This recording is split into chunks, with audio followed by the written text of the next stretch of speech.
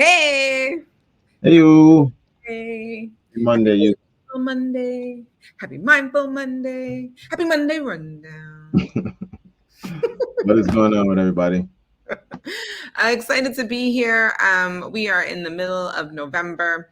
And if this is your first time with us on Say That channel, welcome to the Monday Rundown, where we get to talk about all the things that Winston and I love talking about off air, but then bringing to you guys. And we have really great questions that you guys bring to us. So keep sending those questions in because we love talking about them. And so we get different content creators, different thought leaders to also share their thoughts on whatever the topic or the question of the day is. And today is another day just like that. I'm excited for today's topic. Absolutely. So let's jump into it today, guys. How do we prepare for the worst? I actually love this question because there was somebody who just watched our episode on Wednesday where it was talking about like how does war impact your business? Yeah, And yeah, the reaction was like, wow, it's pretty gloomy out there. Like it kind of looks like a doomsday prediction. And I was like, well, it is. Like we're just being honest. But I think it's how you prepare for that, how you prepare for the worst. And I think there are things that you can do.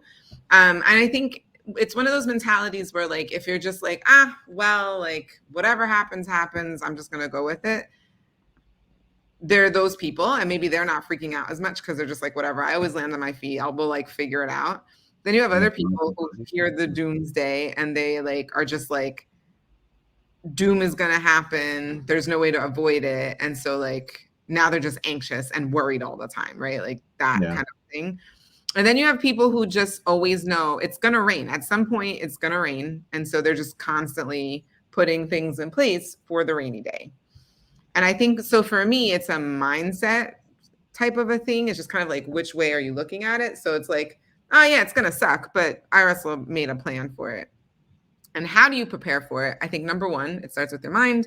And then number two, it's about beginning to look at your lifestyle, kind of just looking at what's absolutely necessary, what's not absolutely necessary, and what would be required to maintain the things that are necessary. And then once you have the goal, then you can work backwards and think, okay, well, how can I get that? You go That's from my there. thought, if I had to No, no, answer that. no. I love that too. I think, and to your point about last week's episode, it could definitely paint a very dark picture.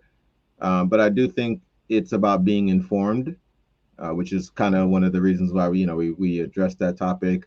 Um, you want to be aware of things. You don't want to necessarily focus so much and make that the only perspective that you kind of see. There are obviously a lot of beautiful things in life right now, and if you can become too maybe worried, you may miss out on a lot of things. So I agree, that it's about maybe having a balance to Yeah. some sense, not being unaware but not being so overly concerned that you stop kind of taking or appreciating that things are working out for you. Things are essentially, you get up there, a lot of functions. I was, the perspective I have is, I recognize there's a lot of things with my body that I have actually nothing to do with. It does it on its own. And it's just a blessing. It may seem like a very small thing, but it's just one of the things I'm really grateful for. And to answer the question, I definitely think it's just being about being informed. You want to know financially where you want to be in life, so you kind of want to have those things kind of prioritized in a sense, having a sense of what you want to do and how you want to live. Physically, you want to have certain things, the goals that you have set up there for yourself, and just have practices daily that kind of push you towards that, achieving that. And honestly, just like you said, Janelle, sorry, it's about just keeping your mind in the right place and not letting things become so overbearing that you lose perspective on, again, some of the blessings that we have that we may take granted for. I love that. Yeah, Yeah. perspective, being grateful. It's huge, huge. Well, we are not the only ones who have some insight and some thought about this. We love these content creators, the School of Yeah, man. Life. They are just like throwing up all sorts of knowledge in very relatable, bite sized ways. And so I'm really excited to hear what they have to say on the topic. And here we go. Absolutely. We tend to get very attached to plan A's. We'll get married, move into a house near the park, work in financial services, pivot into philanthropy, and then end up in a cottage by the sea, painting and looking after our grandchildren. or we'll become a famous actor, play in a selection of thoughtful dramas about the inner life, and in time move into production or perhaps mentorship. And then life laughs and we get cancer or are fired, or say the wrong thing, or declare bankruptcy, or get tinnitus or go bipolar.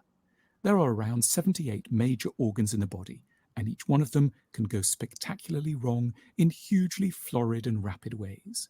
We're surrounded by millions of people whose aspirations are actively or passively in conflict with our own. We are acutely fragile bundles of nerves and neurons adrift in a sharp-edged random universe. The chances of something going wrong are enormous, and they will. What we therefore need, as much as an education in realizing some of our dreams, is robust tutorship in making up alternatives. What might we do when the first marriage blows up, when the scandal hits, when our liver packs up, when our eyesight goes, when 3 best friends die? We should keep our grasp on all plan A's tentative and light. This is the person we're married to, for now. This is the house we're living in, at the moment. This is our reputation, at this point in time. Nothing is guaranteed. But then, fortunately, nor are our requirements for survival as fixed as we may have believed. We are creatures who, when we need to, will accept easily enough that the moment has come to die. And from this underused realistic muscle flows a much underappreciated capacity to take difficult thoughts on board. We assumed that we'd always have 2 legs. Now we're going to have to make do with 1. We thought we'd always be able to speak. Now we need to type out our intentions on a computer. We imagined we'd never be single again. Now we're cooking for one. We thought they'd die first. Now we're arranging their funeral. The only prediction we can rely on is that life will, with ceaseless ingenuity, always outrun our finest predictions. Talk about perspective. I mean, really. Yeah. The alarm clock that said die. Yeah. I love the 80 whatever different organs and how any one of them can go wrong at any time. So true. That perspective thing that you said.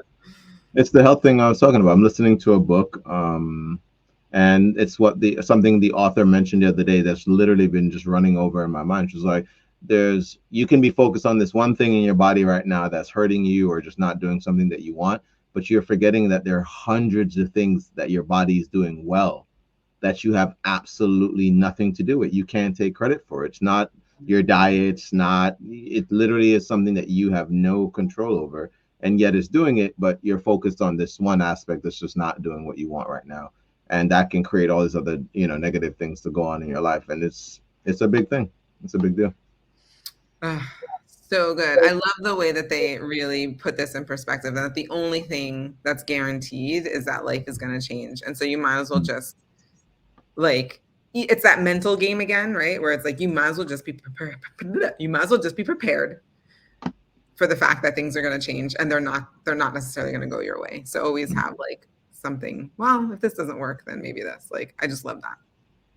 Guys, please throw it in the comments. Let us know your thoughts on the video.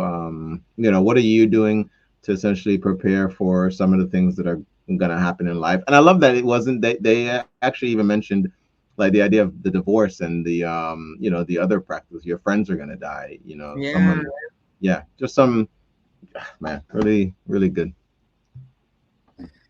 All right, guys. Well, we loved this. We would love to see your comments. Put them in the chat. We read all the comments. We will respond back. Don't forget to subscribe, get that notification bell. Bing, bing, bing, bing, bing. And then until next Monday, as always, remember, you deserve the good life. Say that. Say that. We'll see you guys.